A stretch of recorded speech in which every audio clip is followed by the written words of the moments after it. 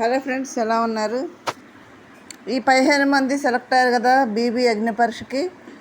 ఈ 15 మంది షో ఎలా నడుస్తుంది? ఓవర్ యాక్షన్ ఎవరు చేస్తున్నారు? ఎక్కువగా అతిగా అంటే హైపర్ యాక్టివ్గా ఎవరున్నారు?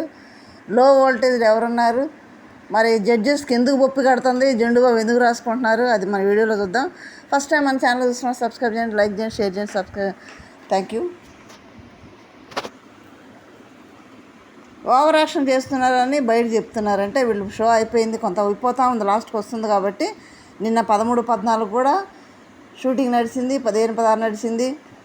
మరి బయటకు వచ్చినాక వీళ్ళు ఏం మాట్లాడుతున్నారు అనేది కూడా బయట మాట్లాడుకున్న దాన్ని బట్టి చూస్తే అమ్మాయిలు అయితే చాలా హై వోల్టేజ్లో ఉన్నారంట, చాలా యాక్టివ్గా ఉన్నారంట. ఆటల్లో కానీ పాటల్లో కానీ, తర్వాత వాళ్ళు అడిగే ప్రశ్నలకు ఆన్సర్లు చెప్పడంలో కానీ, వాళ్ళు ఇచ్చే టాస్కులు యాక్టివ్గా ఆడటం కానీ, అమ్మాయిలు అయితే హైపర్ యాక్టివ్లో ఉన్నారంట.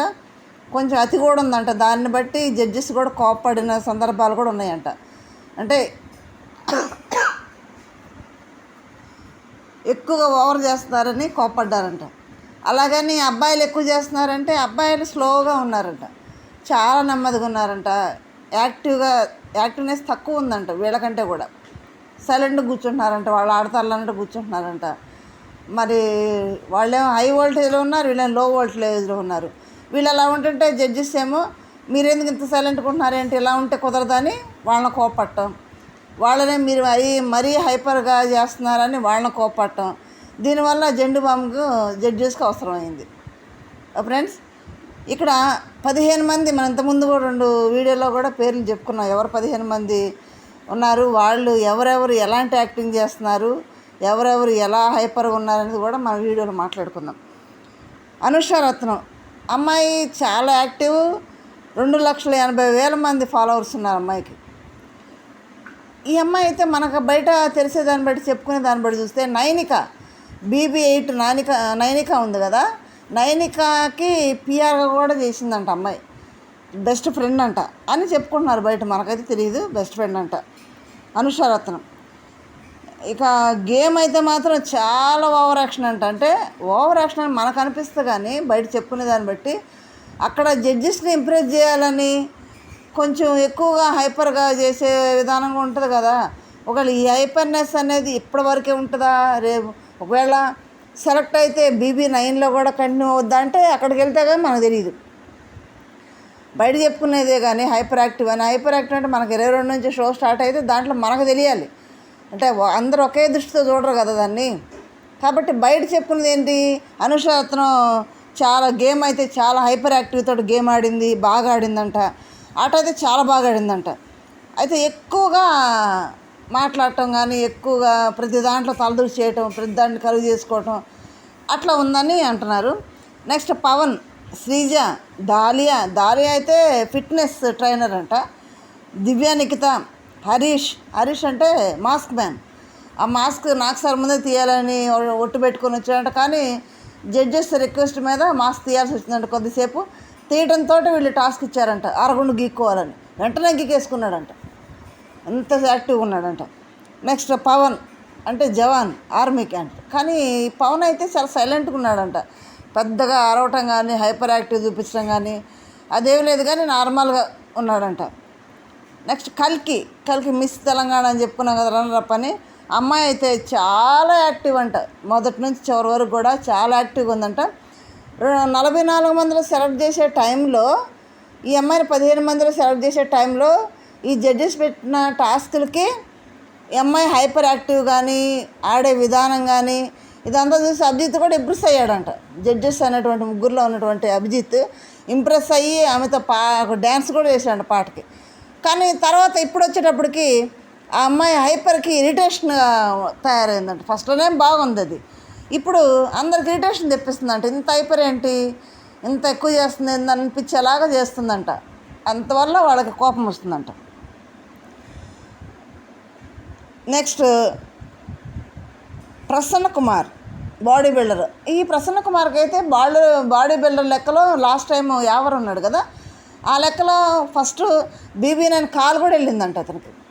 కాల్ వెళ్ళినా కానీ మరి కామన్ మ్యాన్గా అప్లై చేసుకున్నాడంటే అప్లై చేయకముందు కాలు వెళ్ళిందా, చేసిన తర్వాత కాలు వెళ్ళిందో తెలియదు, కానీ డైరెక్ట్గా BB9 నుంచి కాలే వెళ్ళిందంట అతనికి. మరి ఆ విధంగా సెలెక్ట్ అయ్యాడు.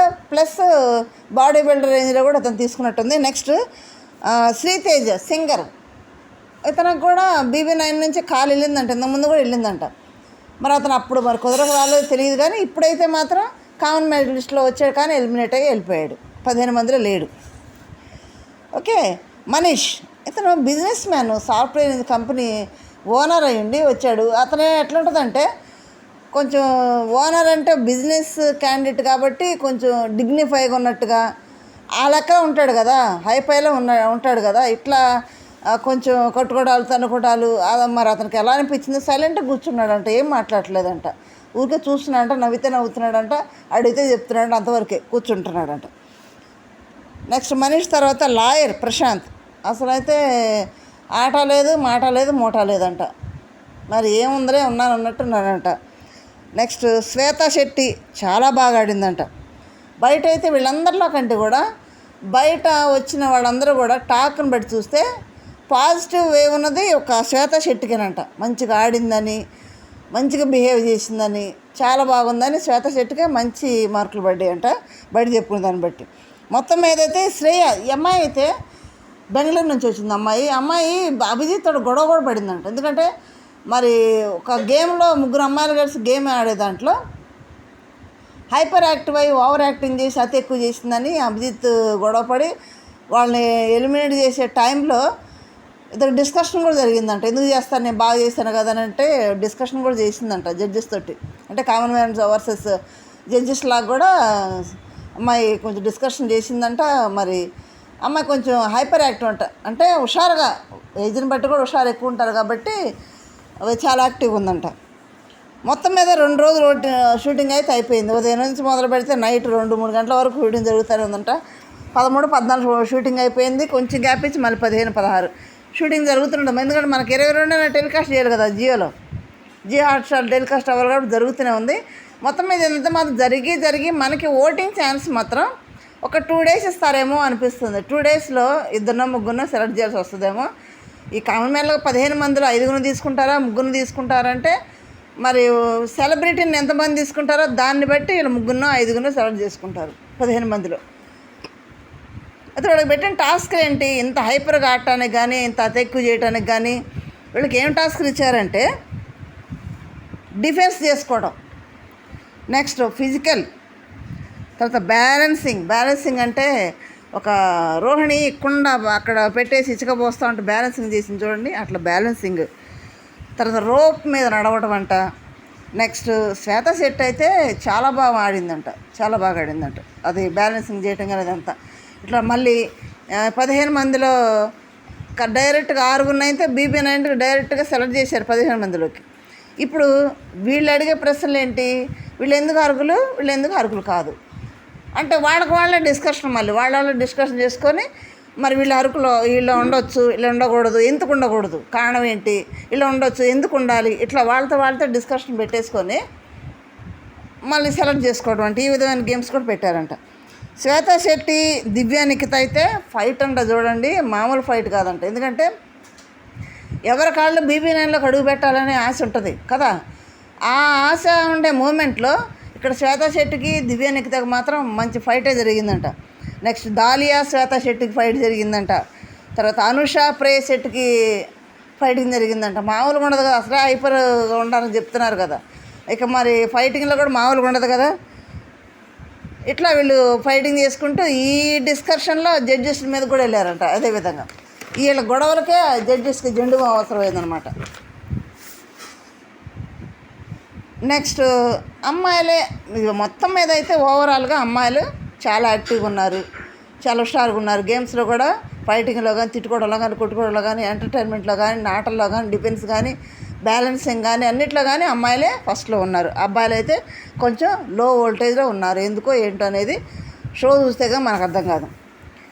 నెక్స్ట్ మరి ఇక్కడ శ్రీజ అనే అమ్మాయి మరి ఎలిమినేట్ అయ్యి వెళ్ళిపోయింది. మంచిగా ఆడిందంట. మరి ఆడిన అమ్మాయిని ఎందుకు ఎలిమినేట్ చేశారంటే ఒకవేళ జడ్జెస్ మీద తిరగబడి వాళ్ళ మీద కోపట్టు, వాళ్ళ మీద తగాదట్టం వల్ల బయటికి పంపించారా తెలియదు, కానీ అమ్మాయి అయితే చాలా బాగా ఆడిందంట. మరి ఎందుకు పంపించారనేది మనకు షో చూస్తే తెలుస్తుంది. బయట టాక్ అయితే కొంచెం జడ్జెస్ మీద గర్వం మీద ఎందుకే పంపించేశారని చెప్పుకుంటున్నారు. మనకైతే చూడాల్సిందే. తర్వాత షకీబ్ అయితే అసలు కామకు కూర్చుంటున్నాడంట, ఏం మాట్లాడలేదంట. మిగిలిన వాళ్ళైనా కొంచెం ఏదైనా చేస్తున్నారంట, కానీ షకీబ్ సైలెంట్ అంటే ఏం కూర్చుంటున్నాడంట. మరి ఎందుకో తెలియదు. వీళ్ళైతే ఈ 15 మంది ఉండేవాళ్ళు మరి ఆ షోలో ఎలా ఉండబోతుంది అనేది చూస్తే కానీ మనకు తెలియదు. లాస్ట్కి షూటింగ్ మాత్రం 2 ఇళ్ళు ఉండబోతున్నాయని నాకు సార్ ప్రోమోలో చెప్తున్నాడు.